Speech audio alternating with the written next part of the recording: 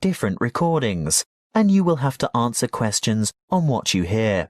There will be time for you to read the instructions and questions, and you will have a chance to check your work. All the recordings will be played once only. The test is in 4 sections. At the end of the test, you will be given 10 minutes to transfer your answers to an answer sheet. Now turn to Section 1. Section 1. You will hear a telephone conversation between a male insurance agent and a female client who wants to make changes to her policy. First, you have some time to look at questions 1 to 5.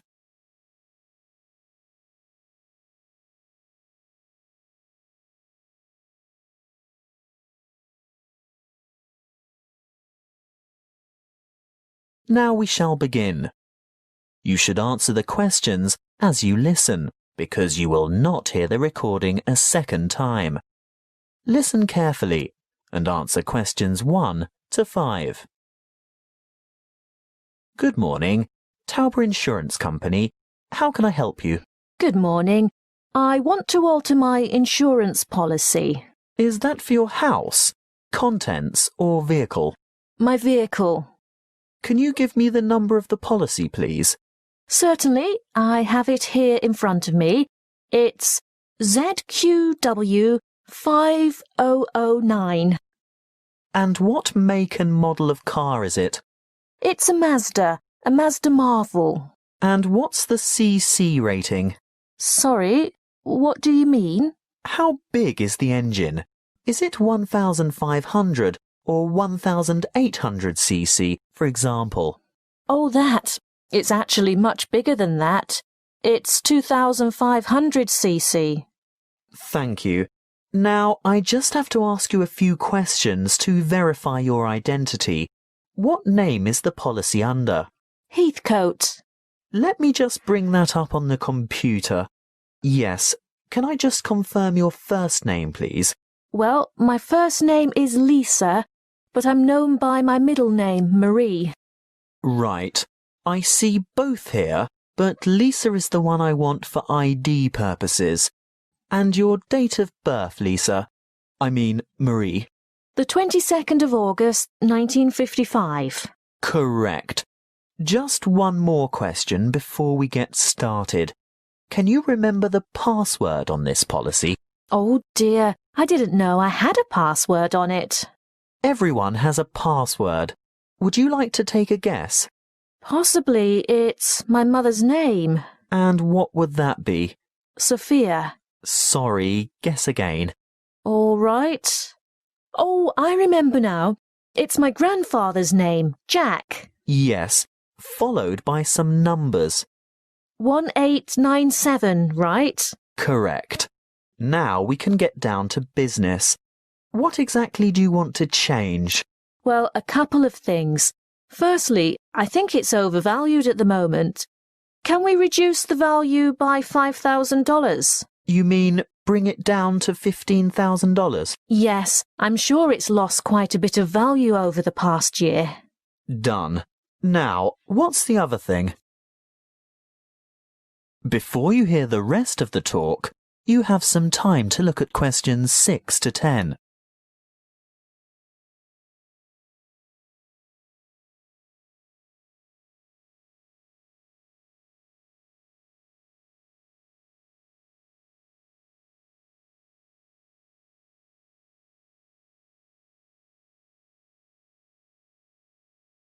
Now listen and answer questions 6 to 10. Well, I want to add the name of another driver to my insurance policy. Who is it? His name is Samuel Michaels. He doesn't have the same family name as you. No, he doesn't. Is that a problem? No, it shouldn't be, as long as he's over the age of 25. But we find it easier to get approval for family members. Oh, he is family. He's married to my daughter. He's my son-in-law. And he's 28, in fact. Good. And what would he be using the car for? Would it be business or social purposes? Not really. You see, I've injured my right arm and I'm having difficulty driving. It's not an automatic. I have to use the gear stick. And Sam, that is Samuel, offered to drive me to my appointments and so on. He's a good driver and I feel safe with him, but I'd like to know that the car is still insured with him behind the wheel. So that would be family reasons then? Yes, I think so. Will my premium go up? No, as long as you can provide us with a photocopy of his driver's license, a true copy. You know what I mean. You'll have to get someone from the Department of Transport to sign it, saying that he's seen the original document. I think we can manage that without any difficulty. Oh, and while he's at the department, he should ask them for a record of any driving offences, demerit points, that kind of thing. Only for the last 5 years, though. We're not interested in anything beyond that, but it's important that he has a clean record for the 5 previous years. Oh, I'm sure that won't be a problem. Is there anything else you need? Just the date for when you'd like this to take effect. Today, if that's possible. Yes, we can issue temporary cover from today's date, but full cover won't apply until we've received the paperwork and it's been approved. What exactly is temporary? He'll be covered for 2 full weeks, but it will lapse after that time if there's any problem with his credentials. That is the end of section 1. You now have half a minute to check your answers.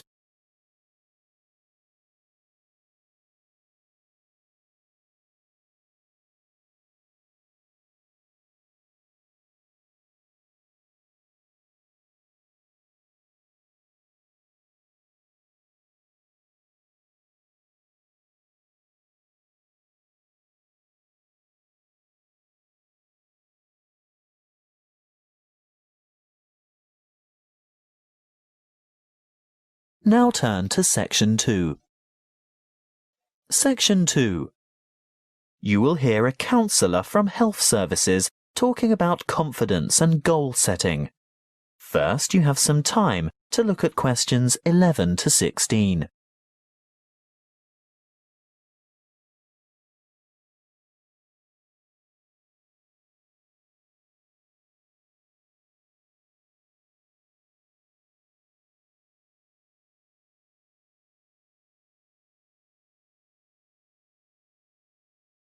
Listen carefully and answer questions 11 to 16. Hello, I'm Jo from Health Services, and I'm pleased to be here talking to you today. You've come here today to learn more about gaining confidence and setting goals. How many of you are truly positive thinkers? Positive thinking is the key to confidence. It doesn't matter whether you are playing a sports match, facing an interview, or preparing for an exam. If you apply positive thinking, you will gain confidence. This is the secret. Positive thought patterns. Positivity leads to confidence, which, in turn, will optimize your performance. What is the one simple mental strategy that all confident people have in common? They concentrate on success. But don't they ever fail? Don't they make mistakes? What happens when things go wrong? The crucial difference is that they don't dwell on failure. Everybody makes mistakes. I mean, how else do we learn? Rather than giving up or becoming depressed, the best strategy is to register the mistake, note what went wrong, and determine what would have been a better way to act or what could have been done differently in order to achieve a more successful outcome. Then move on. Yes, erase the negative emotions. Allow those memories of defeat, frustration, or dissatisfaction to fade and move forward. Negativity erodes confidence. You need to put aside your disappointments and focus on successful outcomes. Oh, it's not that easy, I can hear you saying. Well, no, it's not easy to forget failure, but no one ever fails completely, so congratulate yourself on the areas where you did do well. Mentally replay the best bits, even if they're only a small part. Now, there are two more things you need to do. Firstly, rehearsal. Yes, you heard me. Rehearsal. Surely only actors in a play need to rehearse their parts? No, the truth is we all need to rehearse. This is a surefire way to build confidence. Before the match, presentation, the exam, or whatever, imagine yourself performing successfully in that particular situation.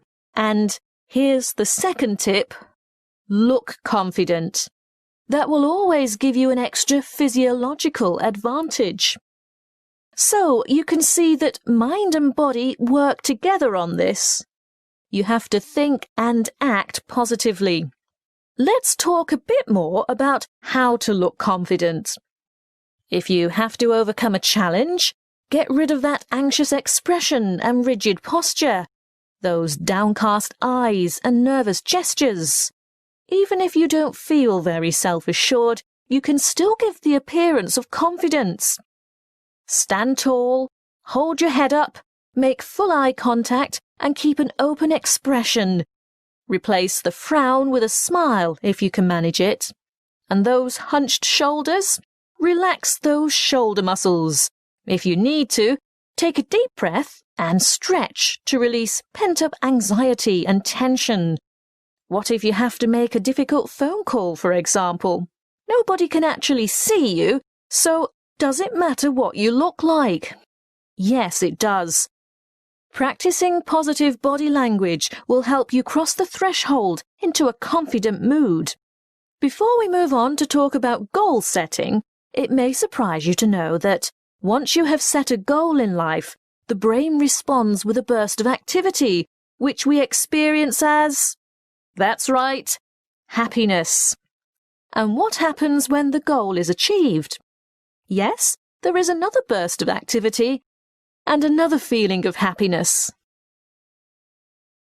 Before you hear the rest of the talk, you have some time to look at questions 17 to 20.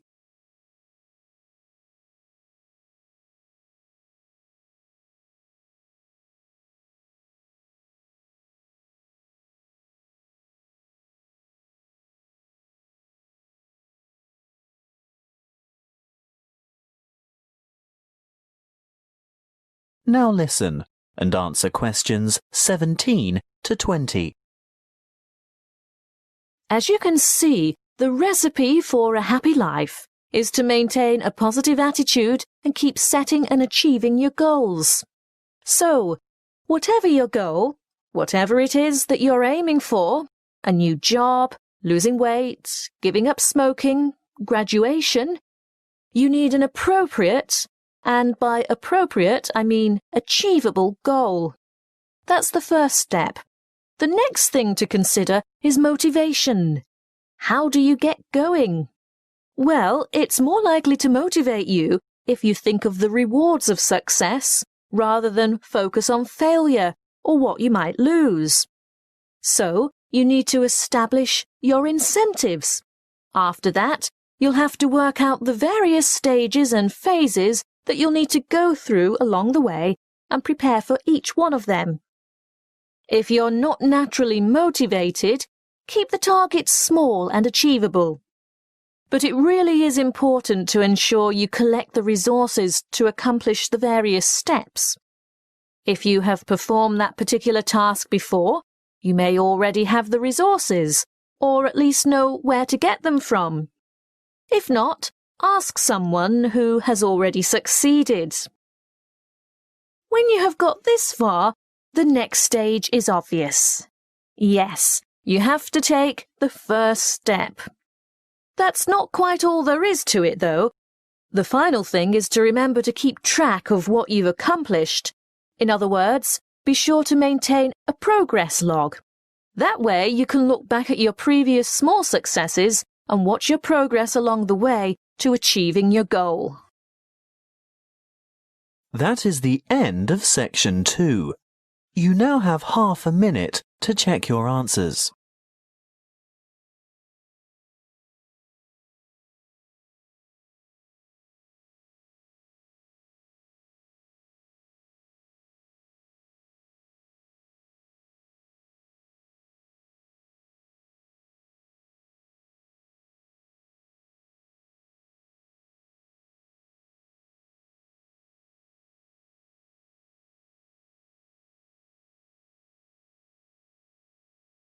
Now turn to Section 3. Section 3. You will hear two students discussing a science project.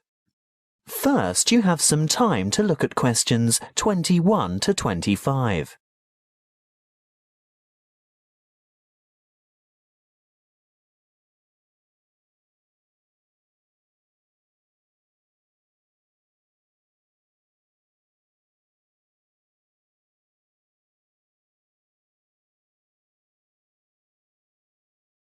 Listen carefully and answer questions 21 to 25. Hi, Julia. Hi, Bob. Thought about the science project yet? Which one? The presentations are scheduled for next month. The experiments that you and I are working on to demonstrate density, buoyancy, and the compression of gases. That'll be complicated. Well, it's not supposed to be. It'll be part of the Making Science Simple series that's being showcased next year, and we have to be ready to demonstrate by the end of next week. Oh, well, simple, you say? Yes, not just the concept, but the materials too. We have to use cheap, readily available common items. Expensive lab equipment is out of the question. I remember something about using recycled or throwaway items if possible. Anything portable that we can bring into the lab. That's right. Well, any ideas for the project? What about the classic Cartesian diver? Is that the same as a Cartesian devil? The invention named after the famous French physicist René Descartes. Yes. A long time ago, superstitious people labelled it that because they couldn't comprehend the scientific principles it demonstrated. They thought it was black magic. How shall we do it? By keeping it as simple, transparent and economical as possible. So, to start with... Open your pencil case and let's have a look. You haven't got any... Any what? Paper clips. Oh, there are lots of them in the bottom of my bag. They slip off my papers and collect in the bottom. Look, here's half a dozen. But they're all big metal ones. I want little ones. Small, vinyl-covered multicoloured ones. Oh, I've got one or two of them too. Great, and if we look around, especially on the floor, we're bound to find a few more. See? Here. What else do we need? A small rubber band. Well, I've got one of those in my pocket. No, not that kind. Let's go and ask Tara. Why? Those really small coloured bands for making ponytails are ideal. Hey, Tara? Yes? Have you got any spare rubber bands, like the ones you fasten your hair with? Oh, heaps. A whole packet full. Help yourselves. Terrific. So far it hasn't cost us anything. What now? Let's go and rummage through the recycling bins beside Joe's mini market. What for? We want a 2-litre plastic soft drink bottle with lid. Hey, I draw the line at sorting through other people's rubbish, and we're also not likely to find one with a lid. Well, go into the store and buy 2 litres of soft drink. What flavour? It doesn't matter what kind of drink you get. Just make sure it comes in a clear PET bottle. Where are you going? To the cafeteria behind the resource centre. What for? I'm after some straws. I can get them from the shop when I buy the drink. No, I've seen theirs. They're the waxed paper ones. We need clear plastic, and I know they've got them in the cafeteria. I'll also see if I can get a tall plastic cup from there. Good luck. Meet you back here in 5 minutes. Maybe longer because I want to go over to my locker and get a wire coat hanger. Before you hear the rest of the conversation, you have some time to look at questions 26 to 30.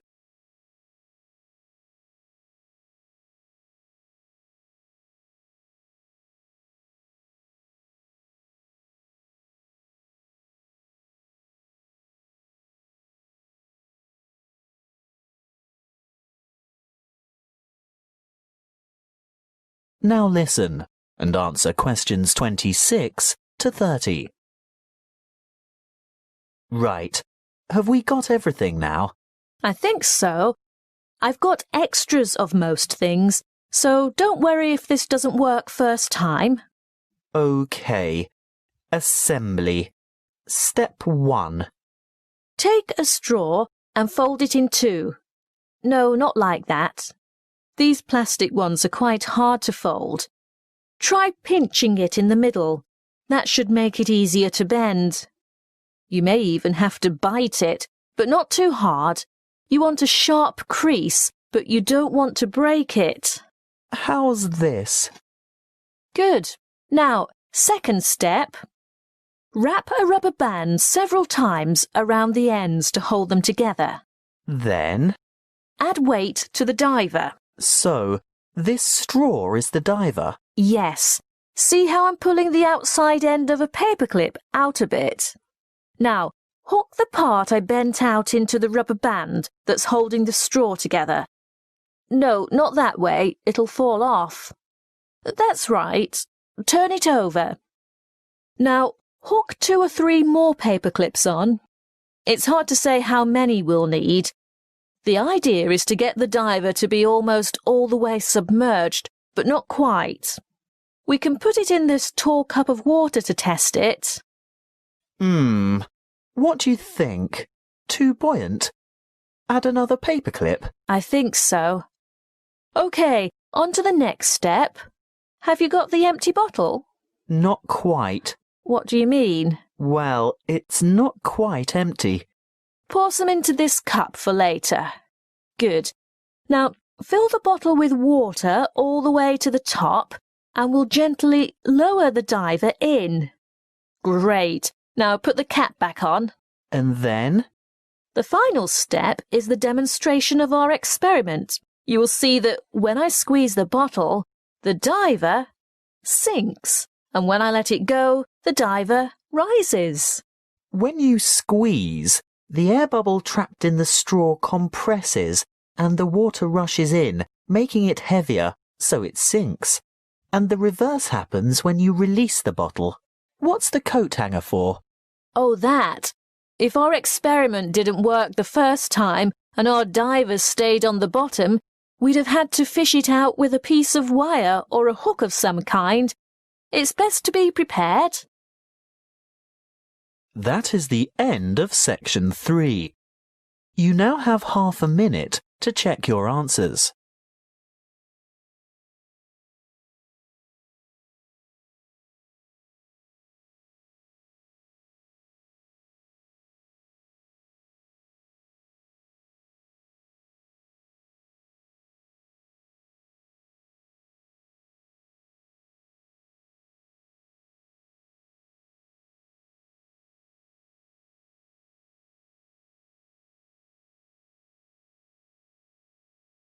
Now turn to section 4. Section 4. You will hear a lecture on volcanic activity and its effect on the atmosphere. First, you have some time to look at questions 31 to 40.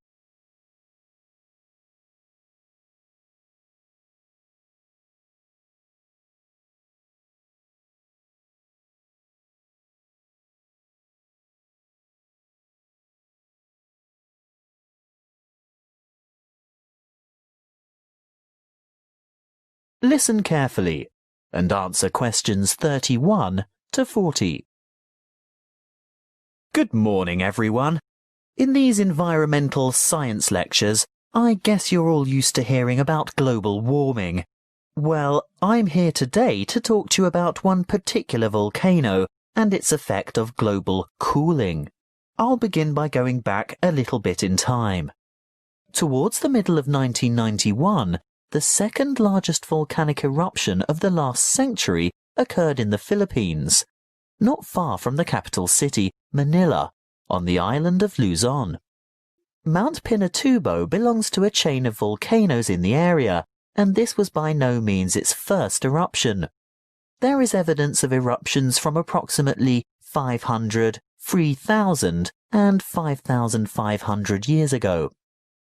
The events of the 1991 Mount Pinatubo eruption began in July 1990, when a magnitude 7.8 earthquake occurred 100 kilometers northeast of the Pinatubo region. The sleeping giant was reawakened, but few people had any idea of what was in store for them. In mid-March 1991, many earthquakes were experienced around Mount Pinatubo, and this is when volcano scientists, or volcanologists as they are called, started their investigation of the mountain. Before the disaster, thousands of people lived in very close proximity to the mountain, and on April 2nd, small explosions from vents near the crater dusted their villages with ash. This resulted in the order for evacuations of 5,000 people later that month. Earthquakes and explosions continued to harass the residents, and on June 5th, a Level 3 alert was issued for 2 weeks because of the possibility of a major eruption. However, the appearance of a large amount of lava protruding from the mountain on July 7th led to the announcement of a Level 5 alert on June 9th, indicating an eruption in progress. An evacuation area within 20 kilometers of the volcano was established, and this time 25,000 people were evacuated. On the following day, Clark Air Base was evacuated, and the danger radius was extended to 30 kilometers from the volcano, resulting in the total evacuation of 58,000 people. On June 15th, just after midday, the eruption of Mount Pinatubo commenced and lasted for 9 hours, causing numerous major earthquakes due to the collapse of the land at the top of the mountain and the creation of a huge caldera. What's a caldera, I hear you say? Well, it's obvious really. With a huge eruption such as this, where enormous amounts of material have exploded into the air, the summit falls into what is now an empty chamber, and thus forms a large crater. As luck would have it, as the eruption was taking place, a tropical storm was passing just to the northeast of Mount Pinatubo, bringing a lot of rainfall to the area. The dust and cinders that had been thrown up into the atmosphere combined with the water vapor from the storm to cause a rainfall of tephra that fell across the whole island of Luzon. Most of the people who perished during the eruption did so because of the weight of the ash collapsing roofs and killing the occupants of the houses. If it hadn't been for that passing storm, the death toll would certainly have been much lower. But that's not all. Besides the ash, Mount Pinatubo expelled between 15 and 30 million tons of sulfur dioxide gas. Can you guess what happened next? Yes, the sulfur dioxide mixed with water and oxygen in the atmosphere to become sulfuric acid, which is a major contributor to ozone reduction. The eruption plume from Mount Pinatubo reached high into the atmosphere, attaining an altitude of 34 kilometers, and the resulting aerosol cloud spread around the Earth in 2 weeks and had covered the planet within a year. During the years 1992 and 1993, the ozone hole situated over Antarctica reached an unprecedented size. The cooling effects of this cloud over the Earth were remarkable. It reduced global temperatures considerably. In the United States, for example, we experienced our 3rd coldest and 3rd wettest summer in 77 years during 1992. That is the end of Section 4. You now have half a minute to check your answers.